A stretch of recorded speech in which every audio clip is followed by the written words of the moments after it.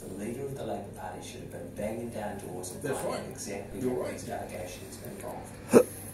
Talk us through the process from here. Are you satisfied with the inquiries that have been established by Labour? Well, the inquiries have been brought about because this is what the Prime Minister and her people feel needs to happen, which is a good thing, but it's also taking into account what the complainants want.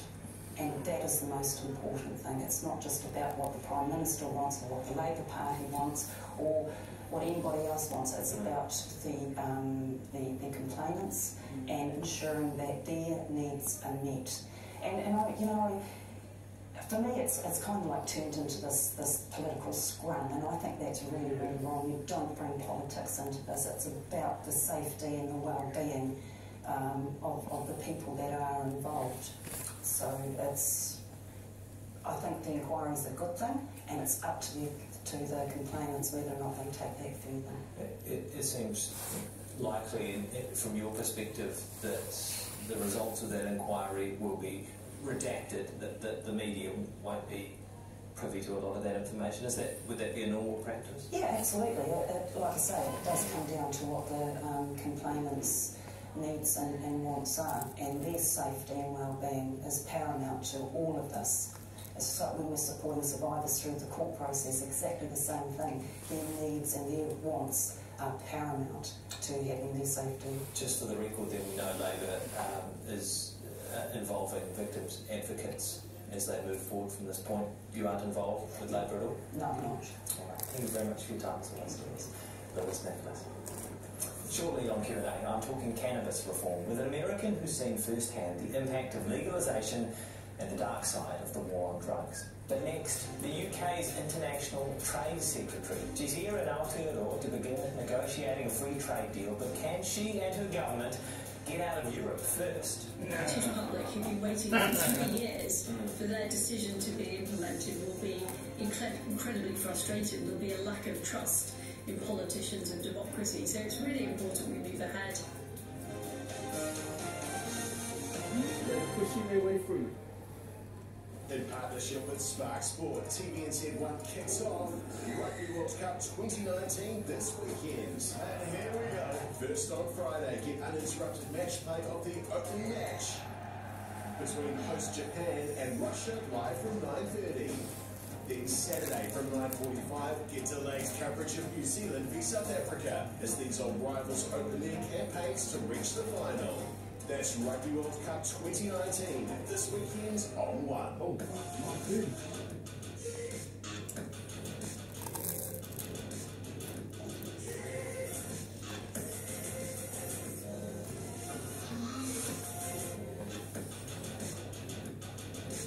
Massive Madness is back at Carpet Court. There's a massive 10 to 50% off selected flooring, plus up to 30% off selected Rhino carpet, and pay nothing for 18 months. Massive Madness sale on now for a limited time only at Carpet Court.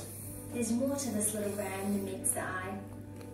Mr. Humphreys is showing us how to keep our home warm and dry. When our home got too cold, he went blue in the face. And when it got too humid, his horns pointed up into outer space. But now his horns are curled, and his face is brown. I know we're in the healthiest home in town. See how Mr. Humphreys and ANZ are helping Kiwis live in warmer, drier homes. Ready? 1, 2, 3! That's hands down helping our community out and keeping them safe. The things we can do with that money will change people's lives. Our main thing is being kind, showing compassion, and that's where we make a big difference. We're so blessed to have your support. Put that little orange thing into the box. Thank you, beautiful morning. Thank you, guys. Thank you.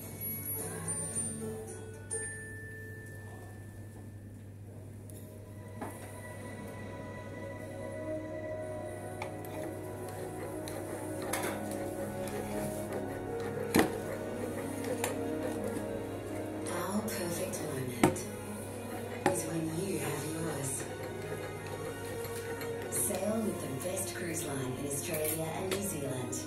Call your travel agent or book at princess.com. Princess Cruises. Come back new. Looks good. What else has it got? an 8-inch infotainment screen, and adaptive cruise control. But what about the warranty? 5 years. The Skoda Kodiaq, New Zealand's most awarded SUV. Don't take our word for it. Look it up. The ultimate evening of ballet. The Imperial Russian Ballet Company presents Swan Lake.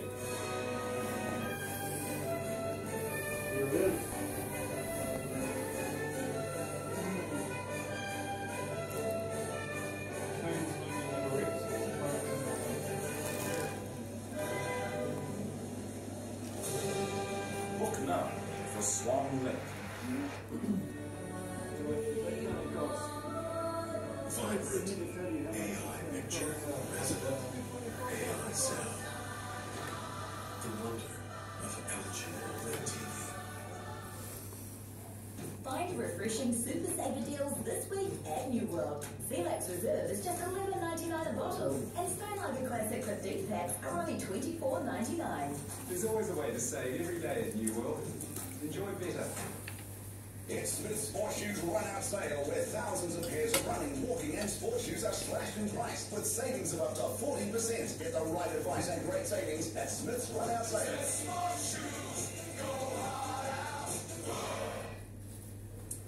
Oh my, hockey my.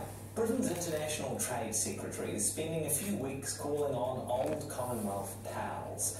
She's hoping to advance a number of trade deals ahead of the UK's Brexit divorce, whenever that is. Liz Truss was once a Remainer, but after Brexit she changed her mind, got behind Boris Johnson and was appointed to a top role in his cabinet. We spoke today and I began by asking what will happen in the event of a no-deal Brexit. We've already got arrangements in place to make sure that goods continue to flow, that our ports continue to work. And of course there would be potentially some tariffs on goods, but I believe that in the very short order we will be able to strike a free trade deal with the EU. It's interesting to consider documents produced by the British government and leaked within the last couple of weeks indicating the worst case scenario for a no-deal Brexit. It would mean, according to the British government's own numbers, a 3-month meltdown at British ports, a hard Irish border, shortages of food and medicine, and up to 85% of British trucks wouldn't be ready for French customs on the 1st of November. That doesn't sound consistent with what you're telling us. But that is it's always right that officials in any government have to look at what could possibly happen in any scenario, but that is not a likely scenario. The very likely scenario, even if we got no deal, is that we would be able to continue to trade, the truck movements would take place, we put in lots of contingencies to make that happen. And this is vitally important because if we don't leave on the 31st of October, the British public who've been waiting for 3 years for their decision to be implemented will be incredibly frustrated. There'll be a lack of trust in politicians and democracy. So it's really important we move ahead. I'm very confident we've got all the contingency arrangements in place. Ultimately, this is about trade. It's about, and New Zealand is a great example of a free trading nation that has very low tariffs to the rest of the world. That's what we want with the EU, but we also want to be able to strike trade deals with the rest of the world. You speak about trust. Do you think the majority of Britons who supported Brexit